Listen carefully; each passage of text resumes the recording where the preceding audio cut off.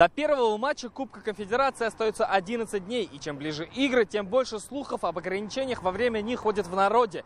Штрафы за грязные автомобили, все дороги окажутся перекрытыми, а у полицейских будут развязаны руки. Все это миф, правда, без запретов все же не обойдется.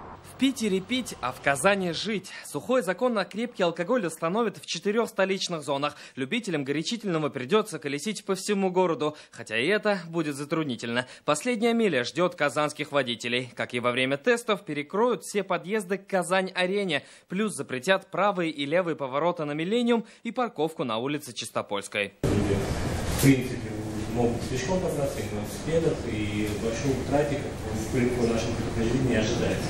Гости столицы, кто приедет больше, чем на 3 дня до 12 июля, кроме достопримечательностей, должны посетить миграционную службу. Исключение только для постояльцев отелей и больниц. На этот же срок вводятся особые правила в Почте России. При приеме и отправке посылок и бандеролей их содержимое придется показать. Любителям водного транспорта летние развлечения придется отложить. Казанка по правую сторону от Ленинской дамбы будет закрыта.